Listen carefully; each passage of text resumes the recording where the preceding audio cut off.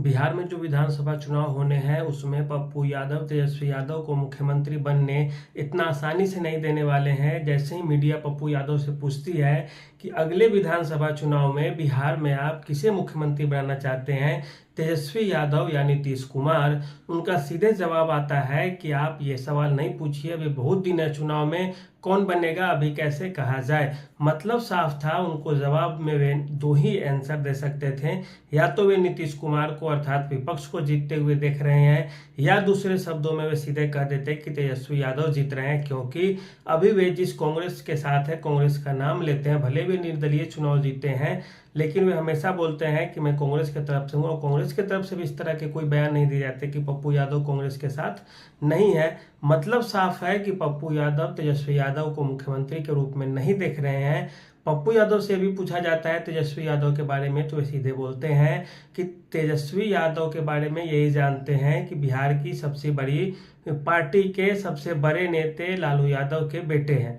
इसका मतलब साफ है कि वे तेजस्वी यादव को मुख्यमंत्री के रूप में बिहार में नहीं देख रहे हैं। इतना ही नहीं, वे कांग्रेस को बिहार में मजबूती से चुनाव लड़ने की बात भी कर रहे हैं कि कांग्रेस को चुनाव मजबूती से लड़ना चाहिए, और इतना मजबूती से कि उसे कम से कम 100 सीटों पे विधानसभा के चुनाव लड़ने चाहिए। पप्पू यादव का एक यह भी मतलब है अंदर ही अंदर कि जब 150 सीटों पे राजद चुनाव लड़ेगी, 143 ही बचेगा, और 100 सीटें जब कांग्रेस लड़ेगी तो 143 में फिर अन्य वामपंथी पार्टियां भी तो लेंगी सीटें, और एक तरह से सीट बराबर बराबर का हो जाएगा।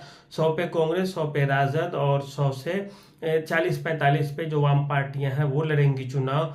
ऐसे में हो सकता है राजद के पाले में जैसे ही सीटें कम आएंगी, कांग्रेस ये दावा ठोक देगी कि मुख्यमंत्री हमारा होगा, और तेजस्वी यादव की बड़ी मजबूरी हो जाएगी कि वे कांग्रेस के मुख्यमंत्री को मान ले, और ऐसी स्थिति में हो सकता है पप्पू यादव भी मुख्यमंत्री पद के उम्मीदवार हो जाए।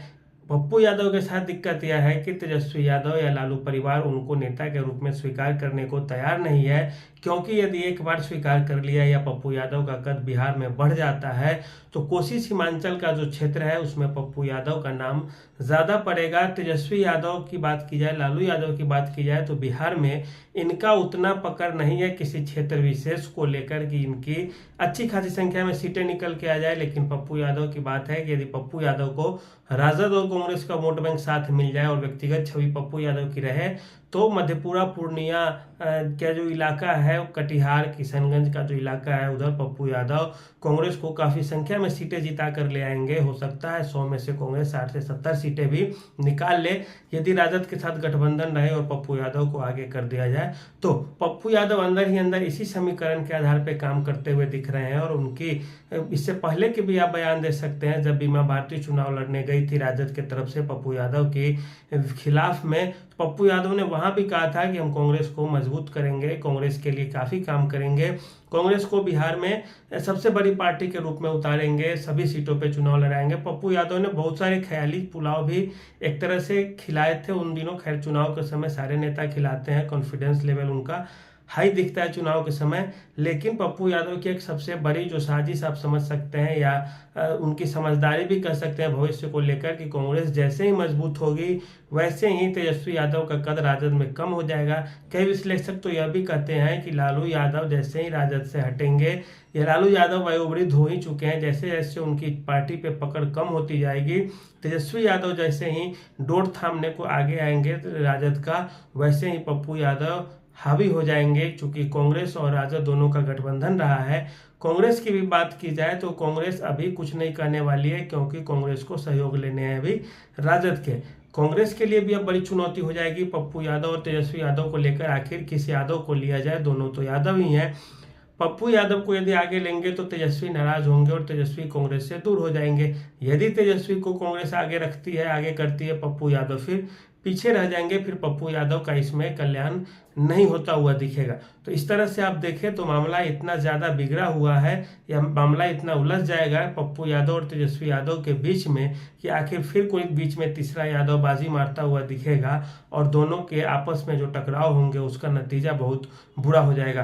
पूर्णिया में आप देख सकते हैं जैसे ही पप्पू यादव चुनाव लड़ने आते हैं वहां से बीमा भारती को राजद उतार देती है। राजद तो पूरे के पूरे अपना दम लगा देती है कि पप्पू यादव किसी तरह से न जीते, कांग्रेस का भी समर्थन होता है राजद को उन दिनों, उस दौरान फिर भी पप्पू यादव राजद को आगे नहीं निकलने देते हैं। और यह पहला मौका नहीं था, 2024 लोकसभा चुनाव इससे पहले भी हुए थे। लेकिन सबसे बड़ी बात जो यह है वह है कि पप्पू यादव तेजस्वी यादव को किसी भी कीमत पर स्वीकार इतना आसानी से नहीं करने वाले हैं, जब तक कि कांग्रेस की तरफ से कुछ उनको पारितोषिक न दिया जाए, अर्थात कुछ पुरस्कार न दे दिया जाए कांग्रेस की तरफ से पप्पू यादव को। या दूसरे शब्दों में कहें, पप्पू यादव का भी भविष्य तब तक बिहार में उज्जवल नहीं होने वाला है जब तक कि राजद एक्टिव रहेगी, राजद एक मजबूत पार्टी रहेगी। क्योंकि कांग्रेस की मजबूरी है कि कांग्रेस राजद के साथ ही आगे बढ़ेगी, अन्यथा कांग्रेस को बिहार में 2 से 4 सीटें जीतना भी काफी मुश्किल हो जाएगी। और कांग्रेस अगर भविष्य की रणनीति को लेकर चलेगी तो उसका मतलब एक ही होगा, तेजस्वी को साथ रखना। क्योंकि राजद के पास एमवाई फैक्टर है, एमवाई समीकरण काम करती है राजद के साथ, और एक अच्छा खासा वोट बैंक है जिसके आधार पर कांग्रेस को भी 2-4-10 सीटों का फायदा हो सकता है। अगर कांग्रेस तेजस्वी को छोड़ते हैं, पप्पू यादव को साथ रखते हैं, तो फिर हो सकता है तेजस्वी नीतीश गठबंधन की ओर कूच कर जाए और ऐसे में कांग्रेस को बड़ा नुकसान हो जाए। इसीलिए पप्पू यादव और तेजस्वी यादव के बीच सामंजस्य बिठाना कांग्रेस के वश की बात नहीं है। क्योंकि केंद्र में अभी कांग्रेस कुछ वर्ष तो आने वाली है नहीं, 5-10 वर्ष तक भी आप देखें तो मुश्किल लग रहा है आना। राज्य में भी बात की जाए तो यदि नीतीश और चिराग पासवान भाजपा के साथ लड़ती है तो इस तरह के कुछ समीकरण बन जाते हैं कि फिर से तेजस्वी का आना मुश्किल लगता है। और तेजस्वी के बिना कांग्रेस का कोई चारा है नहीं, इस कारण पप्पू यादव के लिए भी कोई उपाय नहीं है अभी बिहार में।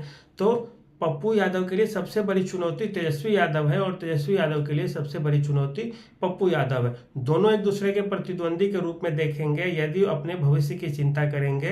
तो ऐसी स्थिति में देखिए कांग्रेस किस तरह से तालमेल बिठाएगी, या कांग्रेस इन सब चीज़ों से ऊपर उठकर तेजस्वी का साथ देते रहेगी और पीछे से पप्पू यादव को भी सपोर्ट करते रहेगी, तो देखने लायक होगा। लेकिन यह जरूर है कि कांग्रेस भी कोशिश करेगी कि बिहार में हम अपने लिए जमीन तलाशें, हम अपने लिए एक अच्छा प्लेटफॉर्म तैयार करें, राजद के साथ साथ ही सही, राजद के पैरेलल ही सही, लेकिन करें। लेकिन पप्पू यादव को इसके लिए काफ़ी मेहनत करना होगा। और पप्पू यादव यदि खूब मेहनत करेंगे, सोचेंगे कि कांग्रेस के और करीब होते जाए हम, तो यह तेजस्वी की आंखों में कांटे की तरह चुभने वाली है और चुभेगी भी। और तेजस्वी कभी ऐसा नहीं होने देंगे या चाहेंगे कि ऐसा न हो। तो कुल मिलाकर स्थिति देखें तो यह बहुत बड़ा सांप छुछुंदर वाला खेल कांग्रेस के लिए भी है।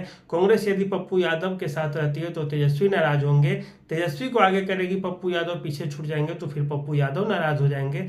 ऐसे में कुछ भी कहना और समझना काफी मुश्किल है। लेकिन हाँ, यह जरूर है कि पप्पू यादव व्यक्तिगत रूप से तेजस्वी से ऊपर उठते हैं, लेकिन पार्टी और कैडर वोटरों के मामले में तेजस्वी यादव पप्पू यादव से कहीं आगे निकल जाते हैं।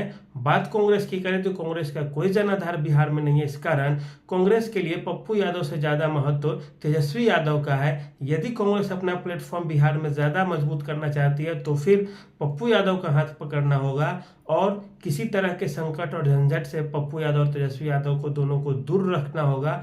अन्यथा इनके वोट बैंक में, इनके कैडर वोट में कोई तीसरा बाजी मार लेगा। तो आज के लिए इतना ही। कैसी लगी ये वीडियो हमें जरूर बताइएगा। धन्यवाद।